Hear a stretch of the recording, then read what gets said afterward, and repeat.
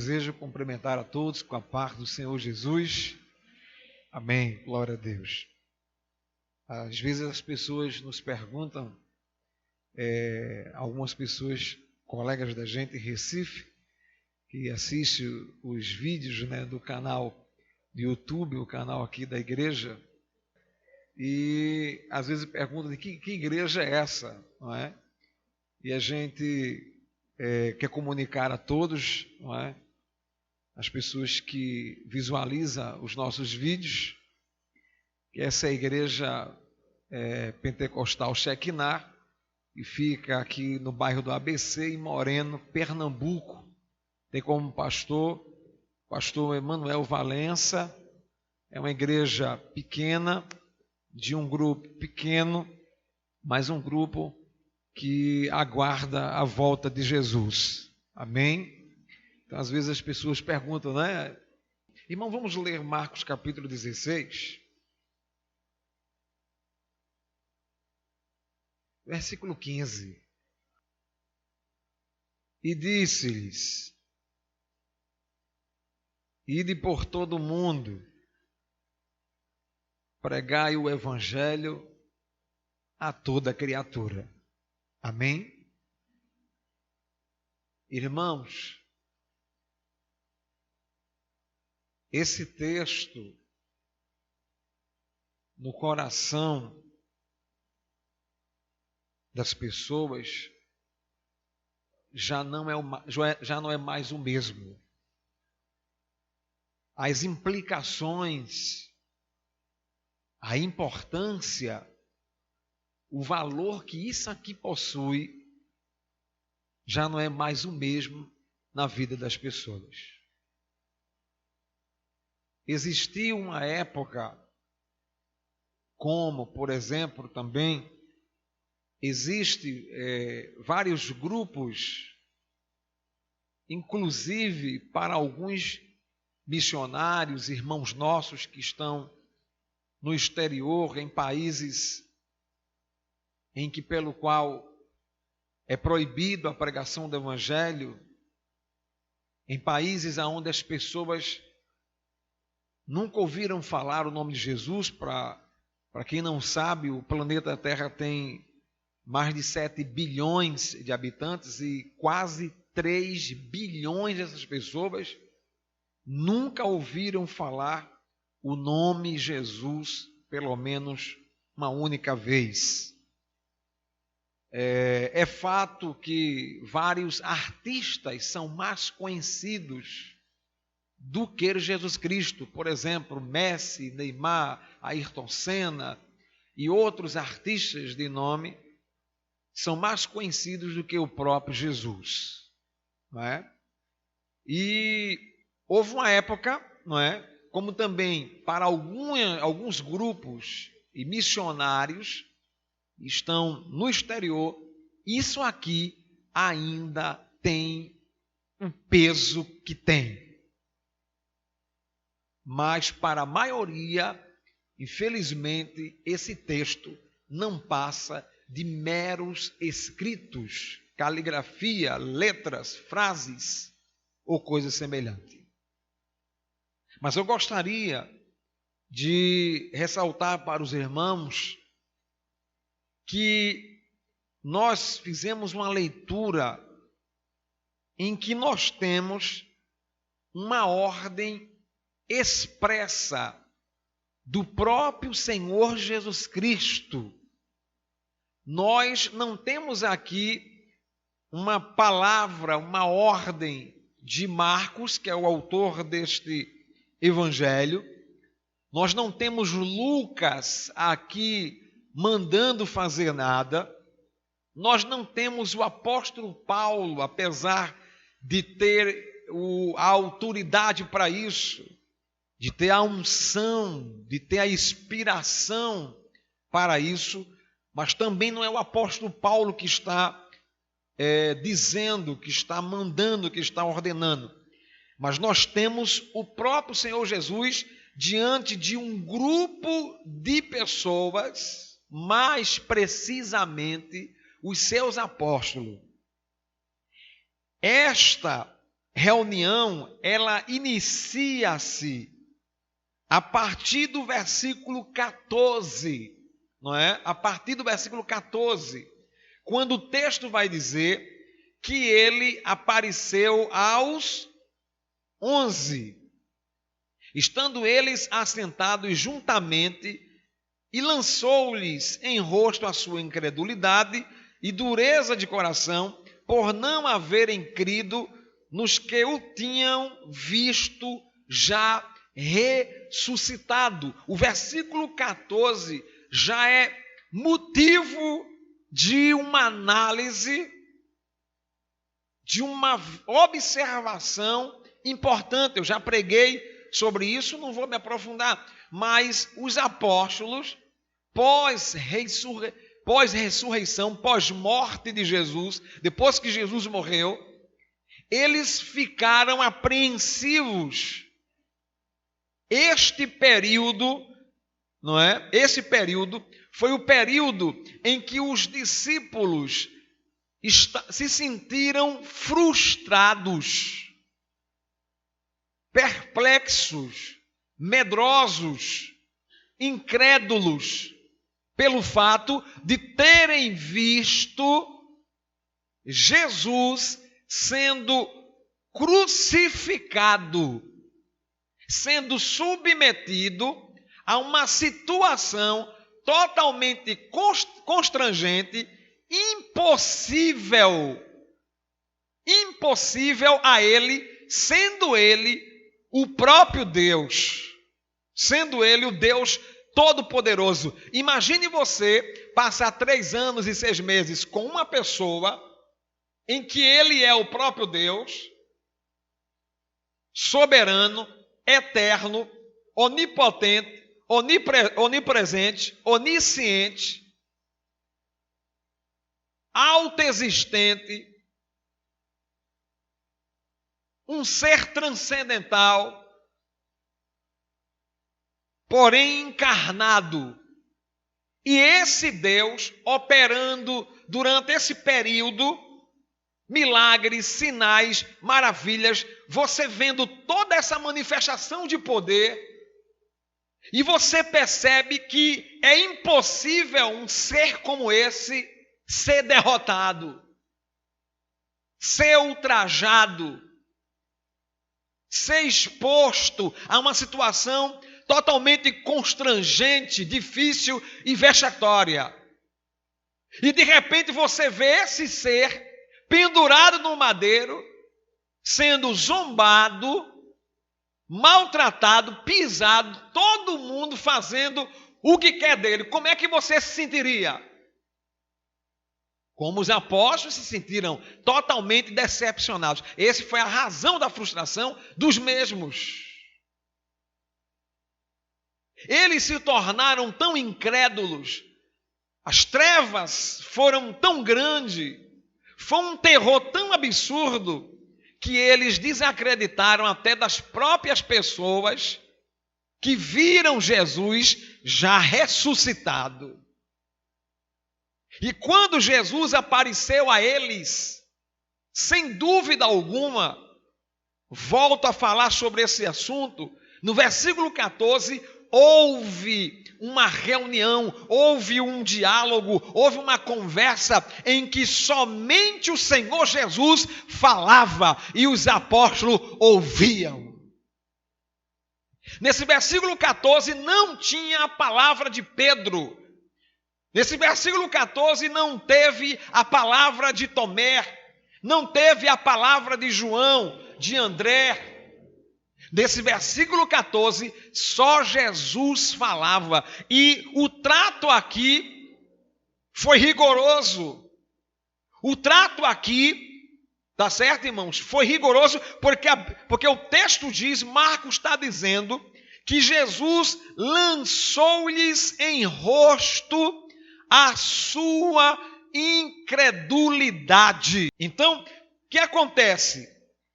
E a dureza do coração deles, e Marcos vai dizer a razão por não haverem crido nos que o tinham visto já ressuscitado. Jesus os repreendeu. Então, a partir desse momento, teria que haver uma mudança radical. Porque como é que esses 11 homens seriam aqueles do capítulo 15, capítulo 16 de João? Não fostes vós que escolhestes a mim, mas eu que os escolhi a vós, para que vai, desfrutos, eu vos nomeei. Então, para que eles fossem os substitutos do próprio Jesus, teria que haver uma mudança, porque na condição em que eles estavam aqui, não poderiam ser. Não poderiam ser.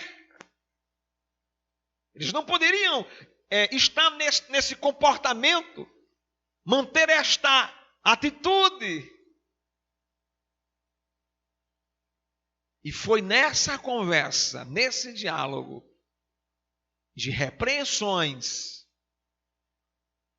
que eles tiveram as suas vidas impactadas.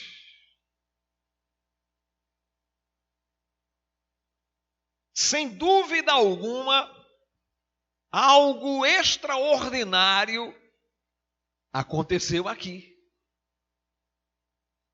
em que pelo qual a palavra de Jesus mudou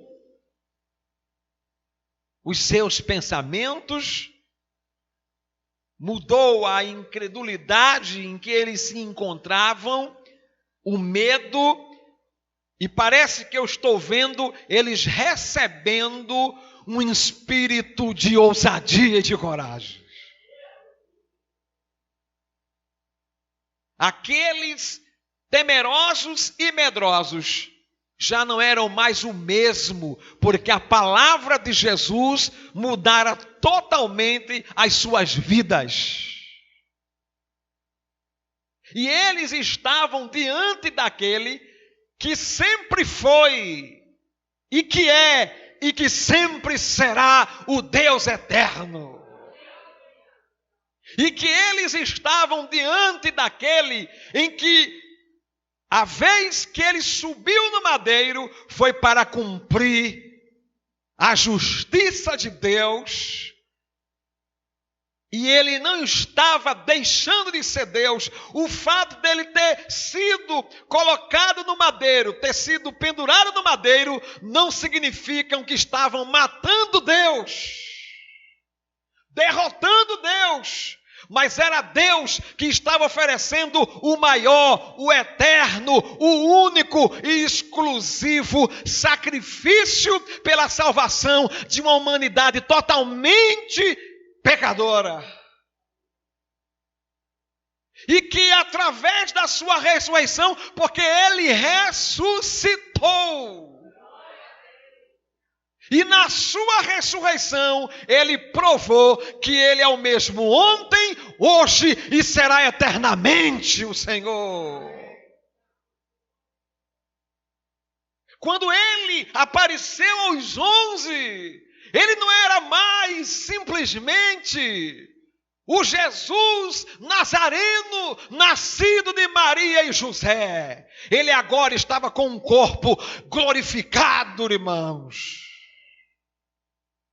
Ele agora estava com o corpo de glória. E que há poucas semanas ele iria voltar para onde ele veio. Ele voltaria para a destra de Deus. E nessa ocasião, até hoje, estaria intercedendo por nós, como nesse momento intercede. Ele subiu, está lá e está nos observando neste momento e está acompanhando o que eu estou dizendo, o que eu estou pregando, o que eu estou mostrando, e ele está confirmando isso aos corações dos irmãos.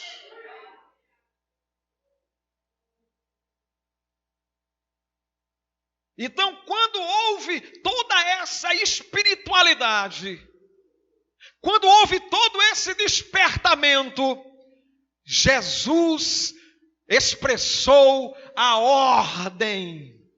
Jesus lhes deu um dos maiores mandamentos de toda a Escritura. E disse-lhes: ide.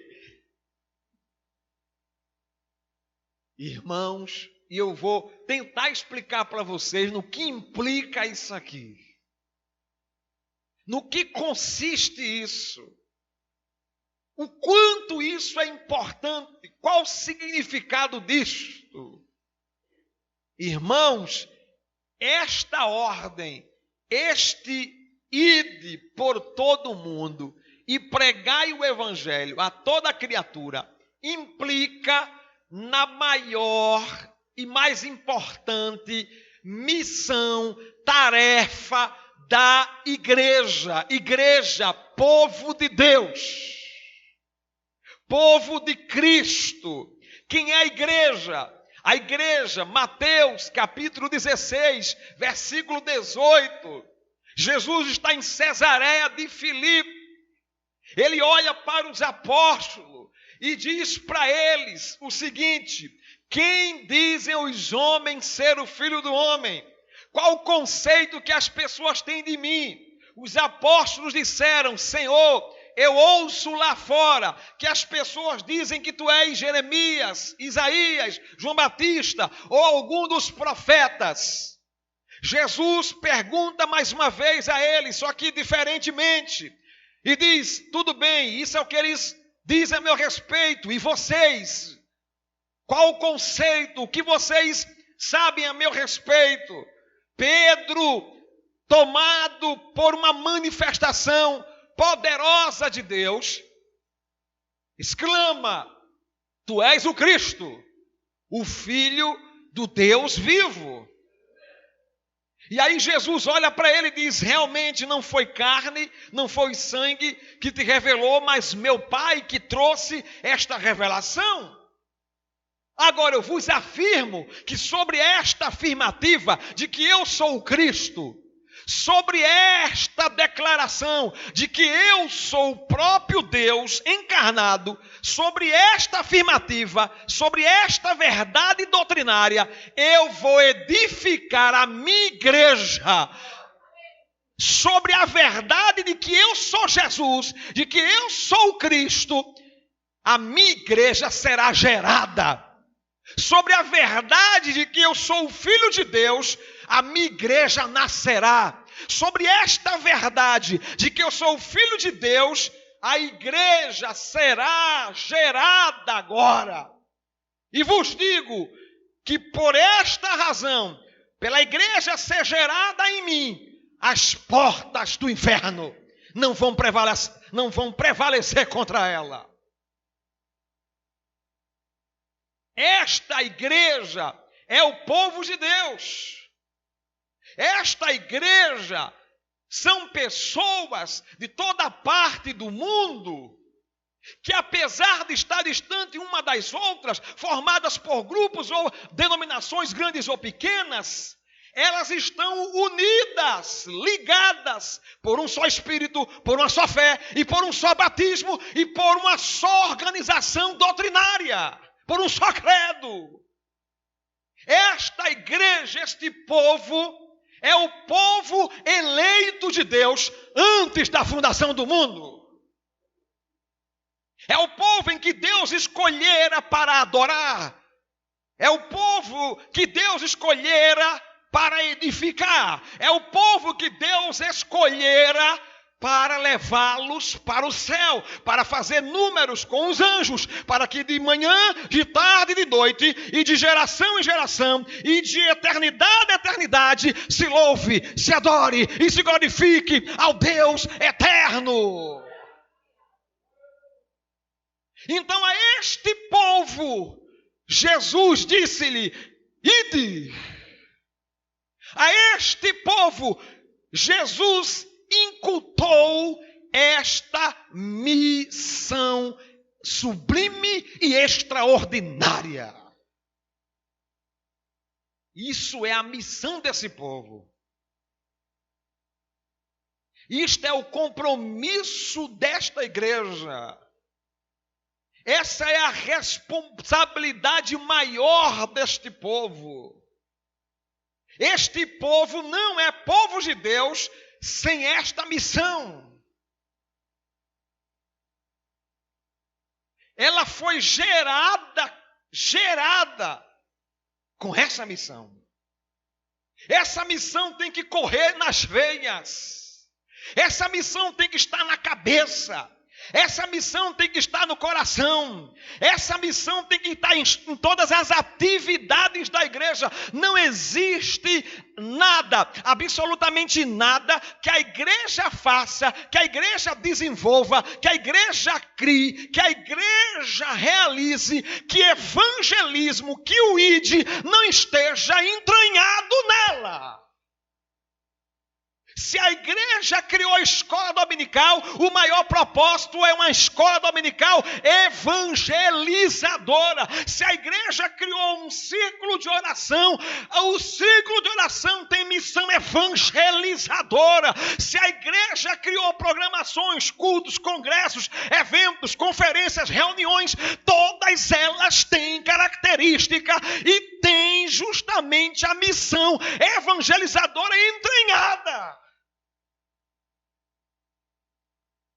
Se tudo que a igreja faz, se tudo que a igreja coletivamente e individualmente fizer não for de cunho evangelizador, se não estiver entranhado o ID, não é igreja do Senhor Jesus, não é. E eu vou dizer a vocês o que é. É mera religião. É mais uma denominação evangélica, religiosa. É mais um grupo qualquer. Menos a igreja de Jesus Cristo. Tudo que a igreja fizer, vai dormir pensando no ID. Acorda pensando no ID, sonha no ID, anda no ID, vai trabalhar pensando no ID, volta do trabalho pensando no ID. Tudo que você fizer, tudo que a igreja fizer, o ID está entranhado na sua vida. Então é uma missão, é a missão da igreja. Que Jesus ortogou. Jesus não mandou ide apóstolos, ides e formai conjunto eletrônico, ide formai grupo das irmãs, ide formai grupo dos adolescentes, ide formai grupo, não, ide por todo o mundo. Deixa eu dizer uma coisa para vocês. A igreja, ela não pode deter o evangelho para si próprio. A igreja não pode pegar o evangelho e se fechar nele e usufruir dele propriamente, exclusivamente. Eu não posso trazer o evangelho para aqui para dentro e fazer com que ele gire em torno somente desse espaço geográfico. Não posso. Por quê? Porque é pecado. Jesus disse, ide por todo o mundo. Este evangelho, ele precisa ultrapassar fronteiras. Se nós passarmos um mês pregando o evangelho aqui dentro, se nós não sairmos daqui de dentro, se nós não permitirmos o evangelho sair para fora, para outras cercanias, nós estamos provocando a ira de Deus.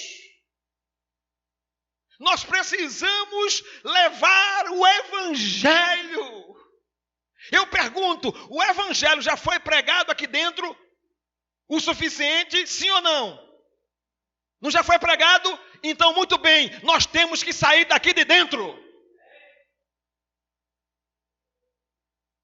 o mais rápido possível, porque isso está provocando a ira de Deus.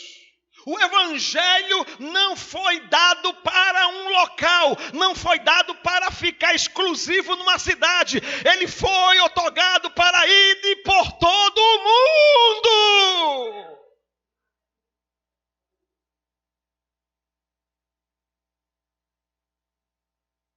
Por favor, Atos dos Apóstolos, capítulo 1, versículo 8. De Atos dos Apóstolos, diz assim: mas recebereis a virtude de quem? Do Espírito Santo, que há de vir sobre vós. Escute bem, olha para mim agora, por favor. Jesus está dando as últimas instruções. Ele está aqui fazendo o que ele fez em Marcos 16, 15. Só que ele está dizendo o seguinte, que o Espírito Santo viria sobre eles e que eles seriam revestidos do poder. Eles receberiam a dinâmica, eles receberiam o poder, eles receberiam a autoridade, eles receberiam a unção do próprio Espírito Santo.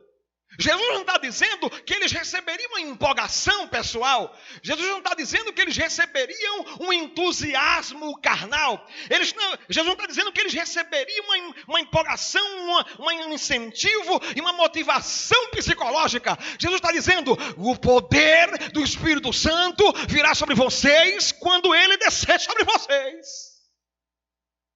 Vocês serão revestidos. Ótimo, Senhor, que bom. Para quê? Aí ele vai dizer, olha o resto do texto, e ser-me-eis o quê? Testemunha.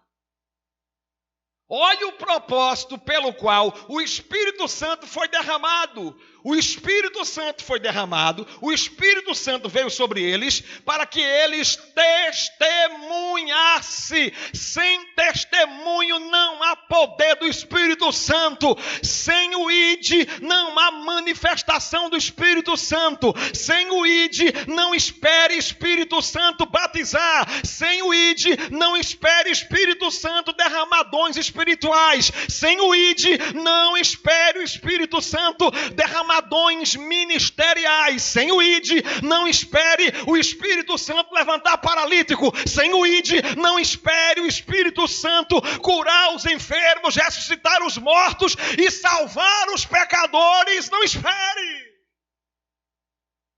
O poder do Espírito Santo está entrelaçado com o ID.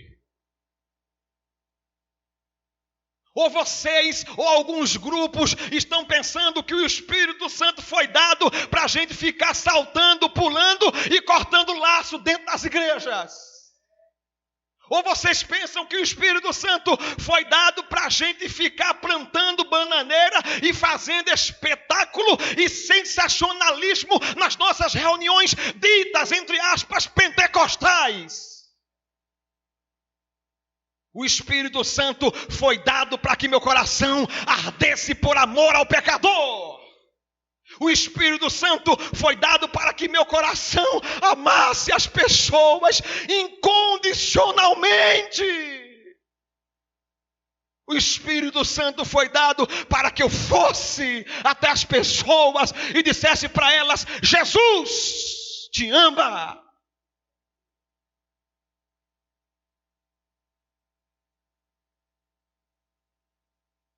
E aí escuta só, veja o resto do texto.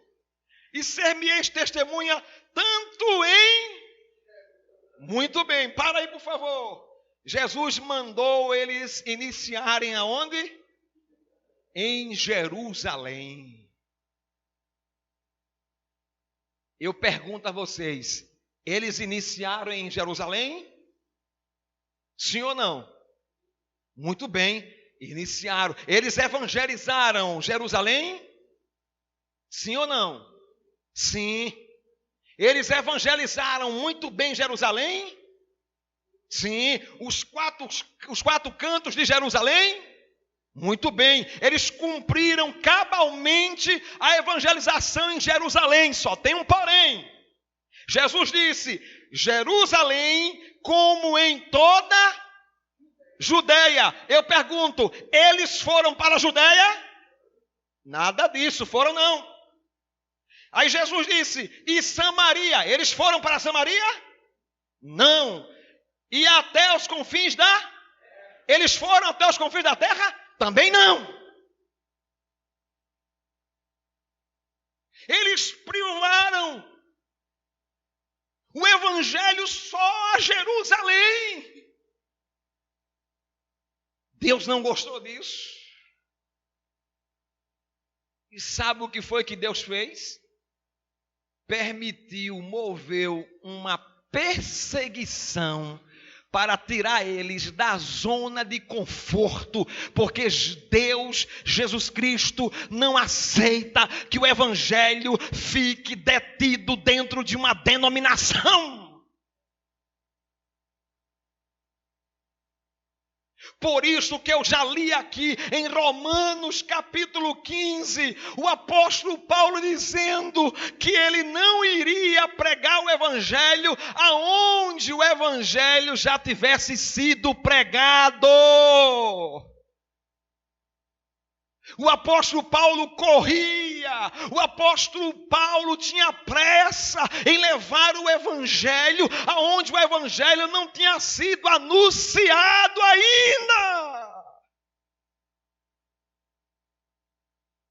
Por isso que está reprovado. Aí chega aqui, desembarcou no aeroporto do Recife os missionários José, fulano, sua esposa, Joaninha de um pé só, e seus filhos, Joãozinho e menininha, vieram trazer o evangelho, fazer missões no Brasil. Vai com essa palhaçada para lá. Tá pensando que eu nasci ontem? Foi fazer missões no Brasil. Vieram lá da Argentina, vieram lá da América fazer missões no Brasil. Por favor, eu vou abrir aqui o mapa da janela 10x40 e vou mostrar a vocês 62 países em que pelo qual o evangelho não chegou lá ainda, precisando desse casal de missionário lá.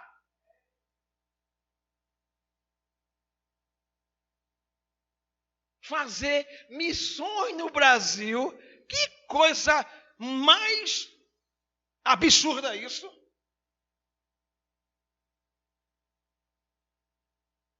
Aí abriram um salão ali na esquina e botaram uma placa até meio troncha. Igreja Evangélica dos Pulinhos de Jesus. Aí quando chega lá, irmãos, a gente recebeu a revelação de Deus. Viemos para aqui, enviados pelo Senhor, para fazer um trabalho aqui, porque aqui já não tem não, porque aqui o que tem de igreja em Moreno. Aí Deus permitiu uma perseguição. E a perseguição veio. E sabe o que aconteceu?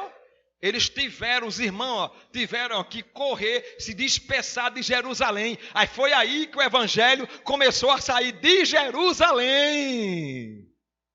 Aí foi para a Judéia. Aí foi para Samaria através de Filipe. Aí capítulo de número 13, começou as missões transculturais, os primeiros missionários, Paulo e Barnabé. Aí veio a primeira viagem, a segunda viagem, depois a terceira viagem, e suspeita-se que houve uma quarta viagem do apóstolo Paulo que não está registrada. Ou seja, em 300 anos, os primeiros irmãos evangelizaram o mundo da sua época até os confins da terra.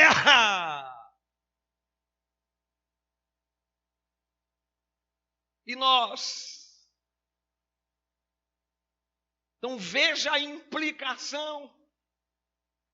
Todo o mundo. Agora veja que coisa interessante. Ele está dizendo, ide por todo o mundo pregai. Veja, irmãos, que domingo aqui eu disse que tudo começa pela pregação. Pregai. Pregar quer dizer anunciar, divulgar, comunicar, transmitir, levar, expor, dizer, falar, proclamar. Pregar é levar, é conduzir em voz ativa. Aí ele vai dizer o Evangelho. Está vendo, irmãos, o que é que a igreja tem que pregar? O Evangelho. Aí a bronca está sendo saber o que é Evangelho e no que consiste a mensagem do Evangelho. O problema está aí. Sim, Jesus está falando do Evangelho, mas será que nós temos entendimento do Evangelho? Será que a gente sabe o que é Evangelho? O que é que ele estava dizendo aqui? Irmãos, Evangelho é o anúncio da salvação dada por Deus gratuitamente mediante a morte de Cristo na cruz do Calvário. Evangelho é o relato do nascimento, infância, vida, ministério, morte e ressurreição de Jesus. A mensagem do Evangelho, escute bem, a mensagem do Evangelho é um Deus irado que cumpre a sua justiça contra os pecados dos homens, só que na pessoa de Jesus Cristo. É um Deus que cumpre toda a sua justiça contra os pecadores, só que não nos pecadores, e sim em Cristo Jesus. Só que eu preciso mostrar isso por textos. Eu preciso organizar esta minha mensagem. Eu preciso sistematizá-la. Eu preciso, irmãos, para que as pessoas tenham um entendimento. Porque quando eu digo que é Evangelho é Deus cumprindo a sua justiça nos pecados dos homens, só que não nos pecadores, e sim em Jesus, eu preciso explicar isto para que fique bem entendido às pessoas. Mas como é que eu vou pregar o Evangelho se ninguém me ensinou a pregar o Evangelho? Se eu der a oportunidade para você aqui, chamar algum de vocês, para vocês aqui na frente, em 10 minutos, pregar o Evangelho, a mensagem do Evangelho, você consegue fazer isso? Ao ponto que fique claro, explicado, entendido. Eu estive um domingo na casa de uma pessoa, em que lá havia uma jovem. E eu disse, meu Deus, eu vou pregar o Evangelho para essa menina. Ela tem uma menina pequena. Aí eu estava com Eloá e disse, fica brincando com essa criança aí, Eloá, que eu vou pregar para a mãe dela. Enquanto Eloá brincava, aproveitava os brinquedos da menina, eu disse, vem cá, moça, senta aqui, eu quero lhe falar algo. Irmãos, eu comecei a narrar o Evangelho para ela. Na metade do que eu falava, do que eu pretendia falar, eu perguntei, eu quero dar uma paradinha para pedir para você fazer uma síntese do que eu estou te explicando. Você tem condições de dizer para mim até agora o que você entendeu do que eu lhe disse? A menina, gente, me disse por detalhe tudo o que eu iniciara com ela. Eu disse, muito bem, estou vendo que você está entendendo, agora deixa eu continuar. Eu continuei e terminei. Agora você pode fazer uma síntese dessa segunda etapa. E ela narrou para mim detalhes do que ela entendeu e aprendeu do que eu tinha dito para ela na segunda etapa da pregação que eu fiz para ela do Evangelho. Eu preciso pregar o evangelho, irmã Fernanda, dentro de uma esfera sistemática, didática, ao ponto que as pessoas compreendam o que é evangelho.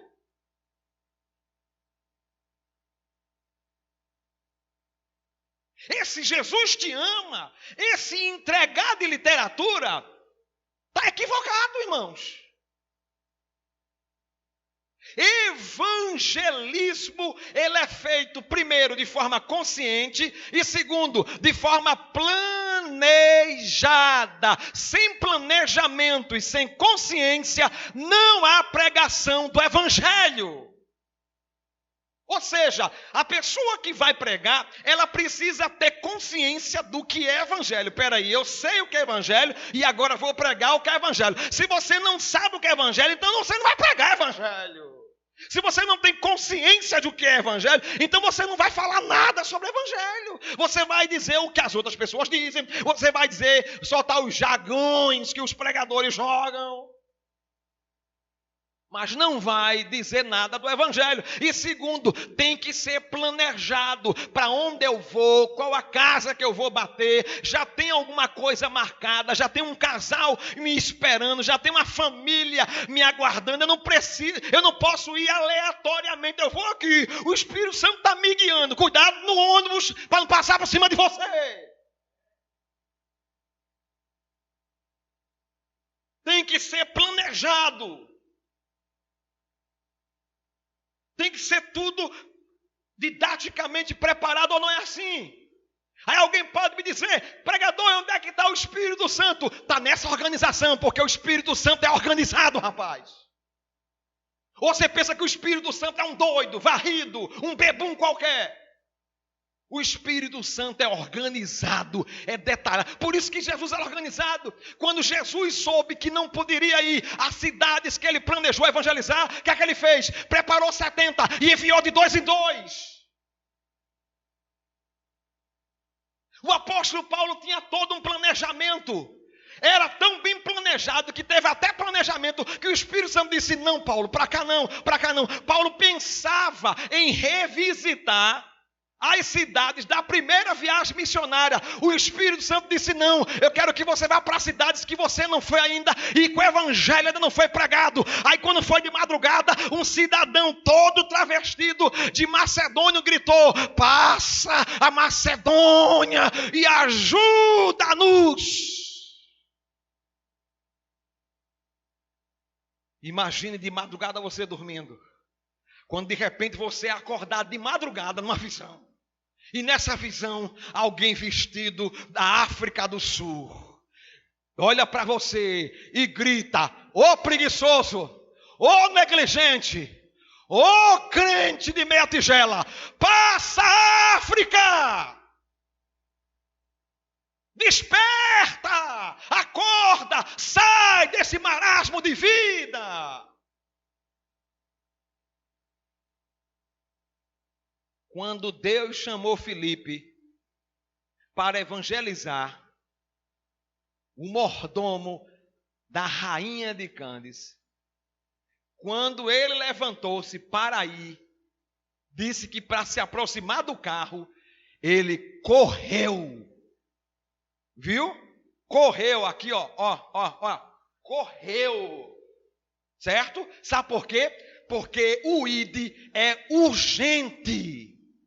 O ID não é somente uma necessidade, mas é uma urgência. Eu estou falando de uma coisa aqui que é urgente, é agora, é para ontem.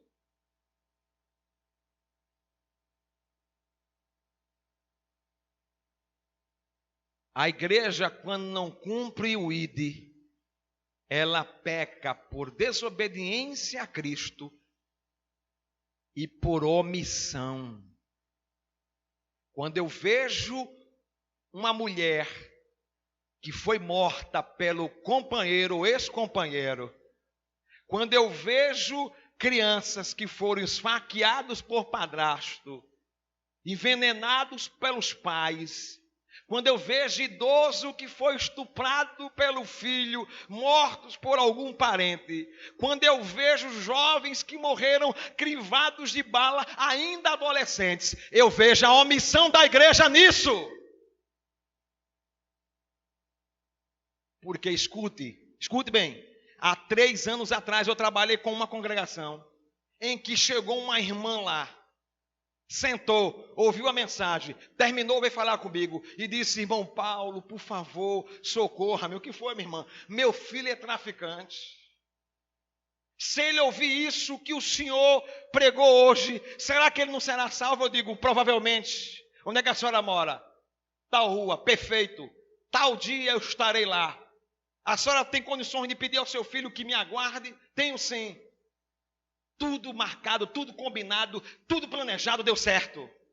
Quando eu cheguei lá, frente a frente com ele, eu disse: eu vim aqui para pregar-lhes o evangelho. E eu disse para ele, falei, preguei, anunciei, mostrei na escritura. E quando eu disse: você quer aceitar Jesus? Ele disse: eu quero esse Jesus. E o traficante aceitou Jesus.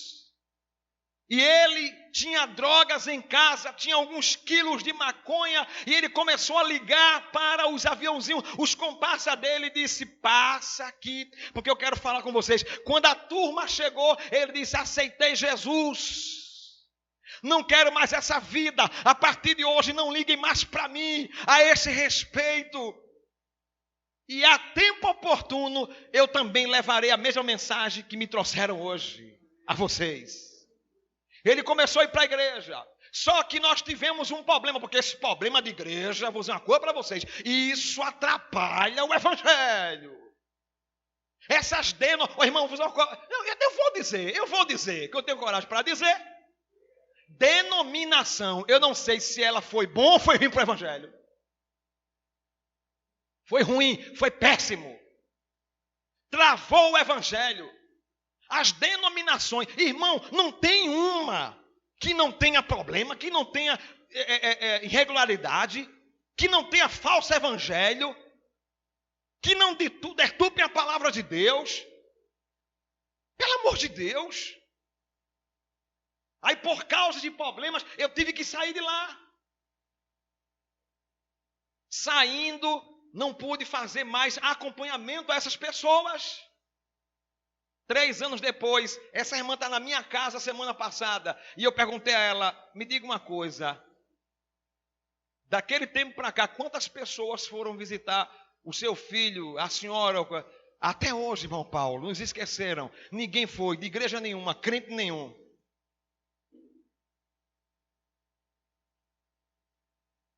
Eu pergunto: isso é congregar? Isso é comunhão? Por isso que não vale nada os cultos da gente, as ceias da gente, as programações da gente. Vale nada não, irmãos. A gente está perdendo tempo. Porque nós não estamos praticando a essência do evangelho, o que é essencial. Ou vocês estão pensando que essas 4 paredes estão justificando alguém? Ou você pensa que essas 4 paredes estão salvando alguém?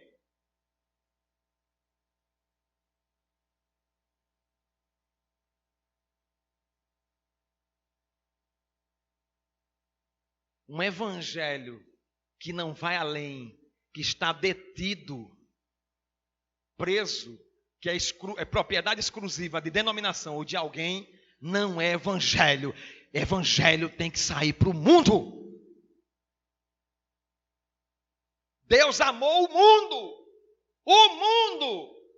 Deus amou os homossexuais, Deus amou as lésbicas, Deus amou as prostitutas, Deus amou o pecador, o traficante, o maconheiro, o estuprador. Deus amou, Deus amou.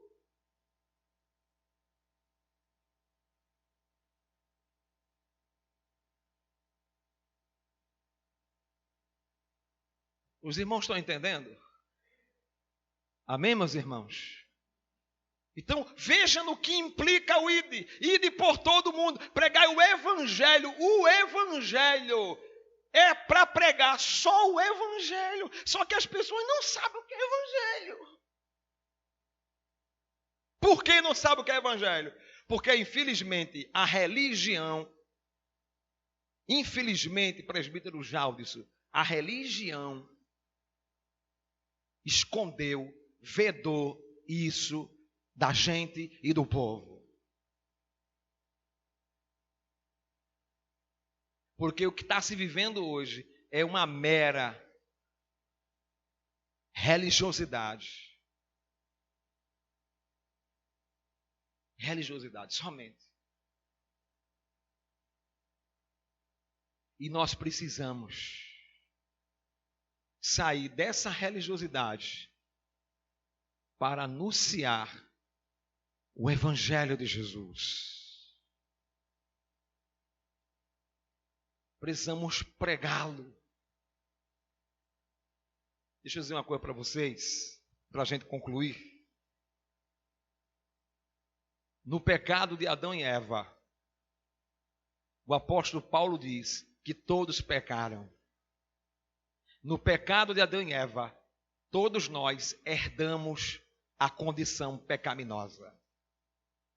Eu quero dizer para vocês que pecado é abominável aos olhos de Deus. Pecado, iniquidade e transgressão. Quando a Bíblia fala de pecado, iniquidade e transgressão, quer falar na totalidade, ou seja, sobre vários tipos de comportamento pecaminoso em que o homem está inserido. Quando a Bíblia fala de pecado, iniquidade e transgressão, é porque está dizendo que a minha natureza é essencialmente pecadora, má, perversa. Pecado é você errar o alvo de Deus, a direção de Deus. Você tenta ir certinho até Deus, mas de repente sua natureza pecaminosa é mais forte. Ela está impregnada e você acaba tombando, saindo da direção de Deus. Você está indo certo, parece que está tudo bem. Meu Deus, eu vou chegar até ti, de repente você... O pecado é isso, é errar o alvo. Você tenta acertar, mas não consegue. Porque o pecado está em você, na sua carne. Você tenta pensar certo e não pensa. Você tenta fazer certo e não faz. Você tenta falar certo e não fala. Por causa do pecado. E por causa do pecado, isso suscitou a ira de Deus, a justiça de Deus, a santidade de Deus. Deus, quando criou Adão e Eva, Ele disse: vocês não pequem, vocês não desobedeçam. Essas árvores, todos esses frutos vocês vão comer, mas desse aqui vocês não vão comer, porque se vocês comerem, vocês vão morrer. Vocês passarão por um processo horrível na vida de vocês. O que foi que aconteceu? Adão e Eva foram tentados e eles desobedeceram a Deus. E Paulo disse que todos pecaram. E aí, destituídos da glória de Deus estão. E sabe o que é que veio? A consequência da punição de Deus. E sabe qual foi a punição de Deus? Qual é a punição de Deus? O inferno, o estado espiritual de condenação eterna, o inferno. Só que, quando isso aconteceu, Deus traçou um plano para a salvação. E que plano foi esse? Ele vai punir os pecados da humanidade, não na humanidade, não nos homens, mas vai punir em outra pessoa todos os pecados de todos os pecadores, de todos os tempos. Ele vai punir numa única pessoa. E quem foi? O seu único filho, Jesus. E ele fez isso como? Submetendo Jesus à encarnação, a uma vida totalmente humana e a um sofrimento que culminou na cruz do Calvário. E que na sua morte na cruz, Ele consumou esse plano. E na sua ressurreição, Ele confirmou que estava tudo pronto para a salvação humana. E que agora, todas as pessoas que crescem nele pelo arrependimento de seus pecados, Cristo os justificaria diante do próprio Deus, os tornaria justos. Depois da morte de Cristo na cruz, quando você se arrependeu dos seus pecados, Cristo pegou você e tornou você inculpável diante do próprio Deus. Por isso que Paulo disse, pela graça sois salvos. Escute, olhe para mim, você é um miserável pecador. Você é uma miserável pecadora. Nós não temos méritos nenhum diante de Deus. Nós cheiramos mal. Nossa mente, nosso corpo, nosso coração, não adianta. Nós não temos méritos nenhum. Não existe nada em nós que agrade a Deus. Não tem agora, depois que você foi salvo, que você foi justificado, tudo que você fizer não agrada a Deus, porque não passa de lixo e de inútil que você faz. Eu oro, não serve. Eu prego, também não serve. Eu jejum, também não serve. Mas eu leio a Bíblia, não serve. Mas eu me afastei de pecado, também não serve. Tudo é pela graça. Se você ora, é graça de Deus. Se você jejum, é pela graça de Deus. Se você prega, é pela graça de Deus. Se você lê a palavra de Deus, é pela graça de Deus. E se você se santifica, é pela graça de Deus. É favor imerecido de Deus. Saiba disso. Não existe nada em você que justifique você diante de Deus. Você não sendo nada, você sendo pecador, Cristo te amou e te justificou diante de Deus através do arrependimento dos seus pecados. E por isso você é salvo. Por isso você é salvo. É este evangelho que eu preciso levar. É este evangelho que nós precisamos pregar. Quantas famílias estão nos aguardando? Quantos lares estão nos esperando? Quantas pessoas? Quantos jovens traficantes?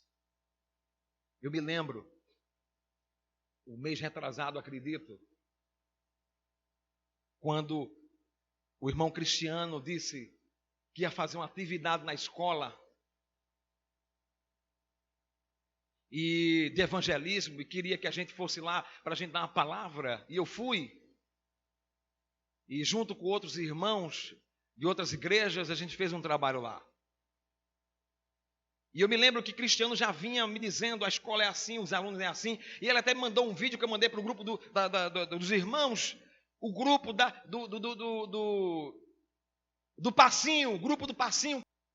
E tinha lá as meninas e os meninos do passinho. Aí foram nesse dia, as meninas tudo com short e beira, você já sabe o que é. Aí Cristiano, vice Paulo, digo, tranquilo, já vi, o negócio aqui é pesado. Começou o culto, todo mundo sentado.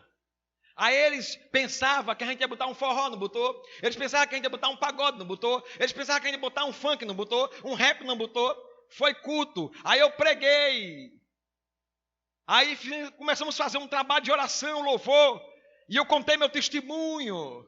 Que Deus me tirou das drogas, porque quem está pregando para vocês, um dia foi pregado o evangelho para mim, viu? Eu já contei aqui, me sentaram no meio-fio, eu tinha acabado de chegar da Moreneta, eu sou ex-traficante, eu sou ex-drogado, tá certo? Eu sou ex-bandidinho, viu? Para quem não sabe, e foi pregado o evangelho para mim, o evangelho da cruz, falaram o evangelho genuíno para mim, e meu coração ardeu por esse Jesus, até hoje. E quando eu contei meu testemunho, irmãos, 32 adolescentes vieram na frente chorando, querendo aceitar Jesus, chorando. E dos 32, o grupo do passinho, as meninas com beira aqui, foi as primeiras a virem com a mão levantada, chorando, aceitando Jesus. Jesus não mandou, não disse, ide criticar os homossexuais, ide criticar as prostitutas, ide criticar as meninas do passinho, ide criticar as meninas do reboladinho, ide criticar, não, ele disse, ide pregai o evangelho. É o evangelho que eles precisam ouvir. Amém, meus irmãos?